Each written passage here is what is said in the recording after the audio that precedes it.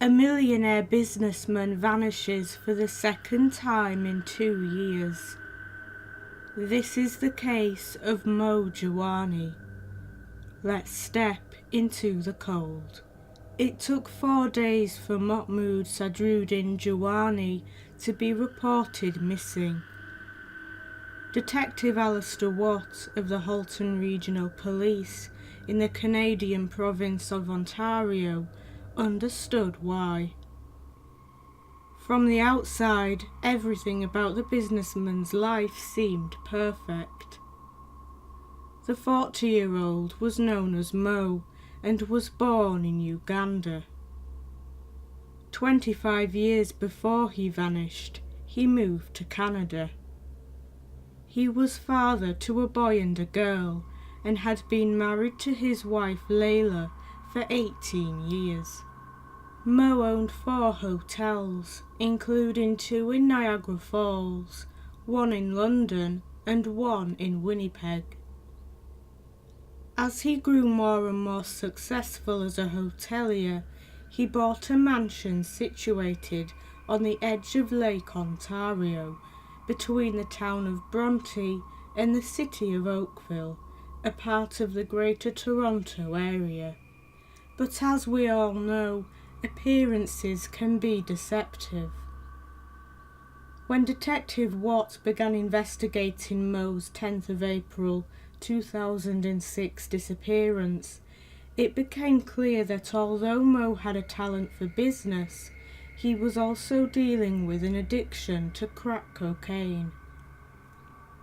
This was why Moe wasn't reported missing until days after he vanished. 2 years earlier, Moe went missing in Niagara Falls. He was eventually found in the Sandbar Tavern in Ontario, which at the time was a crack den.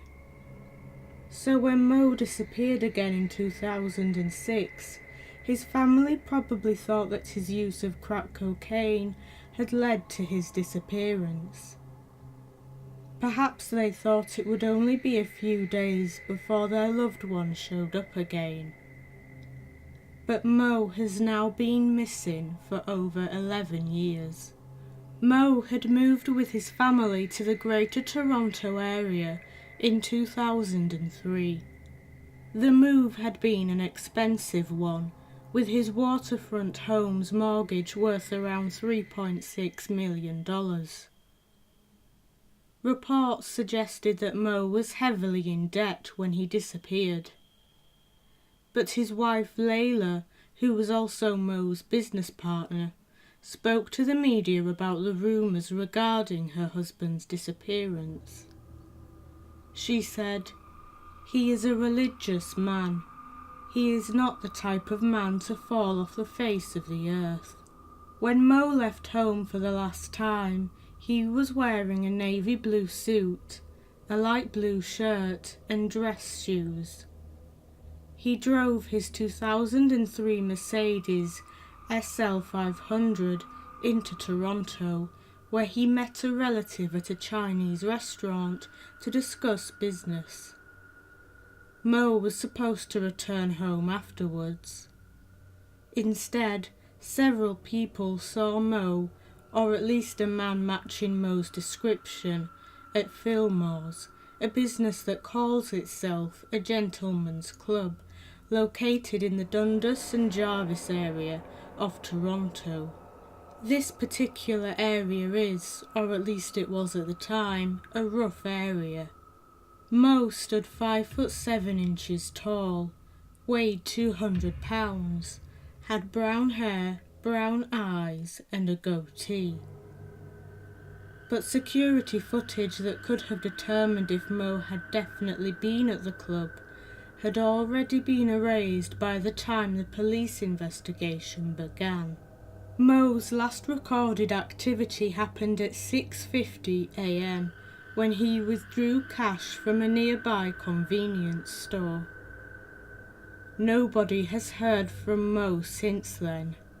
But one piece of evidence suggests Moe did spend time at Fillmore's. His Mercedes was found in the parking lot next door to the club. Police spoke to Fillmore's employees. Moe had talked with a dancer called Desiree and was drinking Coca-Cola, even though he was known to enjoy scotch.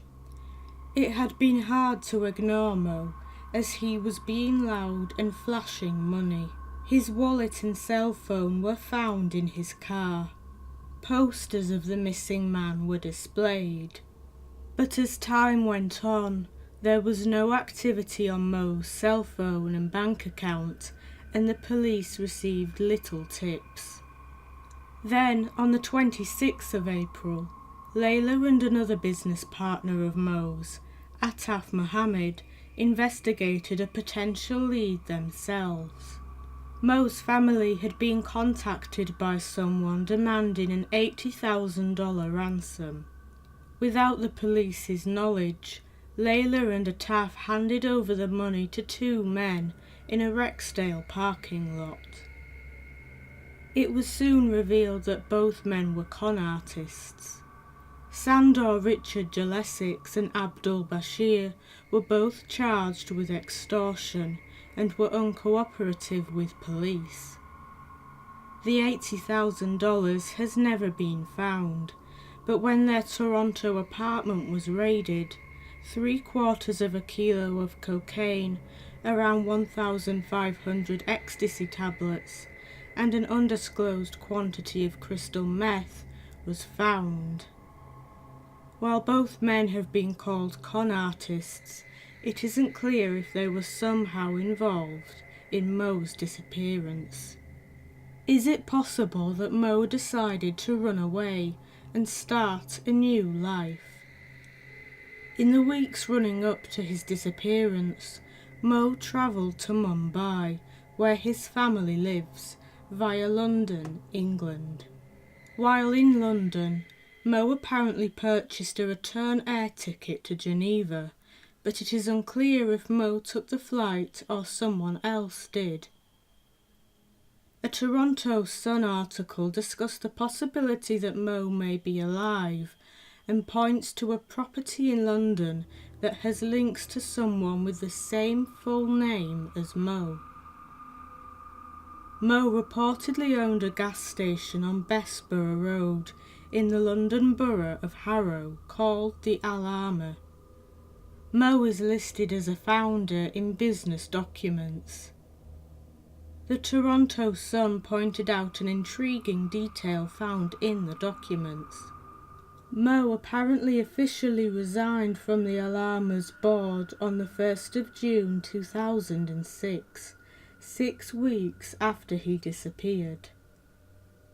No phone number for the gas station was found. Alarma's offices were supposed to be at the Warner House Harrovian Business Village, but the business directory doesn't list a business with Alarma's name. But it is of course possible that there are two Moe Jiwanis and that this is a coincidence. The police are running with the theory that Moe didn't vanish of his own accord. Layla believes foul play is involved, as does Mark Mendelsohn, a private investigator hired by Moe's family.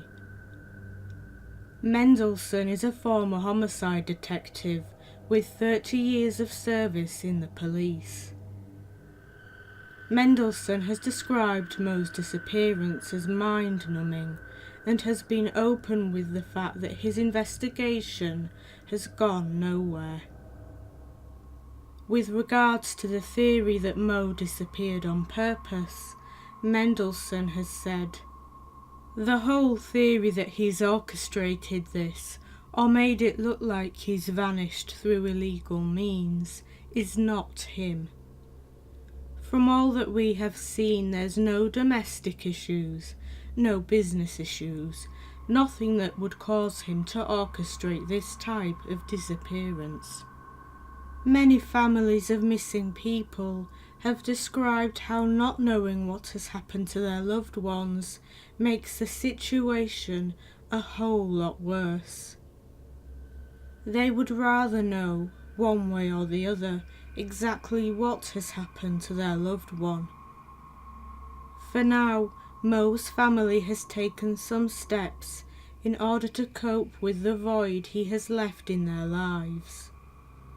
Moe has been declared legally dead. One of his hotels in Niagara Falls, the Ramada Coral Resort, has been closed and sold. With the approval of a civil court, Layla sold the family home in 2008.